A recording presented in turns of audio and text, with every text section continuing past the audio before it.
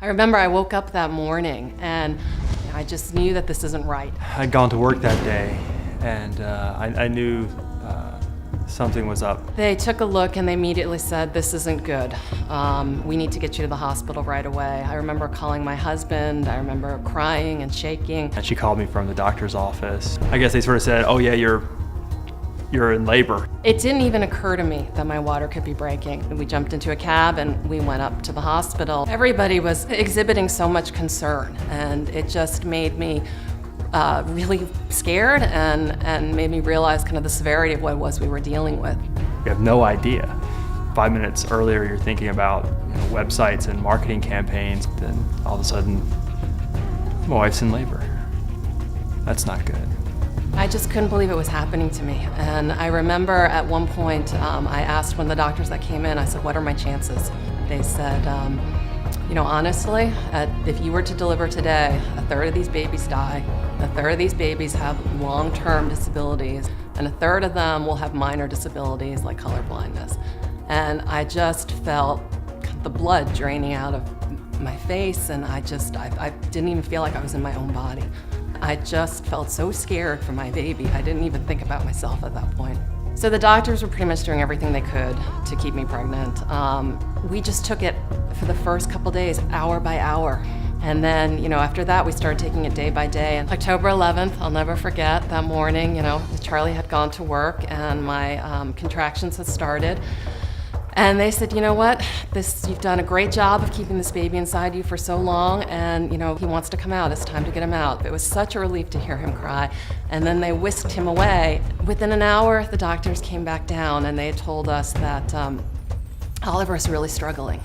He had blown a hole in both of his lungs. They were very concerned, and it was really apparent. I remember Charlie kept going up there to try and see Oliver. He came back down and he just had tears streaming down his face. And he said, "Our poor baby, our poor little boy." I remember a nurse said to me, "You're gonna have to take this day by day. This is gonna be like a roller coaster. He's gonna make these tremendous gains and then you're gonna feel like there's setbacks." For the first week he was on the ventilator, I couldn't even hold him. I stood by his bed and I would sing to him and whisper to him and somehow hope that I was helping. He was getting stronger and he was getting more healthy, but his breathing just wasn't to where they needed it to be. There'd be 30 seconds of him not breathing and all these alarms would go off. I remember sitting and one of our doctors coming over and talking to us and saying, "We tried everything we can, and what we'd like to recommend now is to have Oliver get a blood transfusion." Blood is this kind of almost miraculous fluid that really, makes a dramatic change in these little kids. And so we said, "Okay, absolutely." And I just remember watching, thinking to myself, what a fantastic gift this is. You can only think about children needing new blood.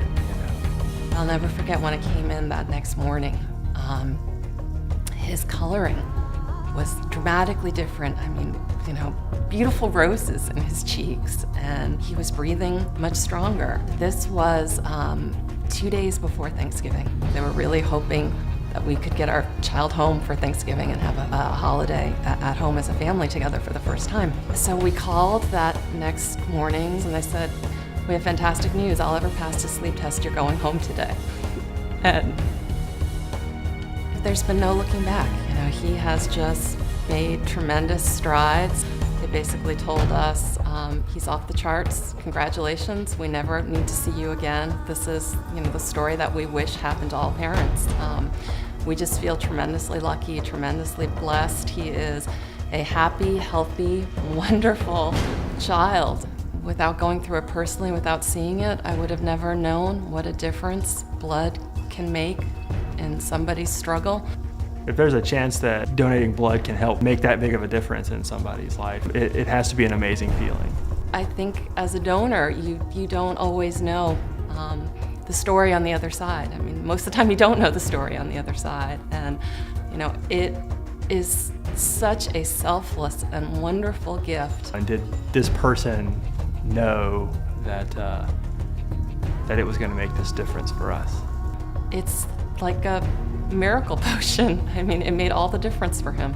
You have no idea the effect you can have and the good it can bring. Please do it. Thank you for the role you played in this happy ending.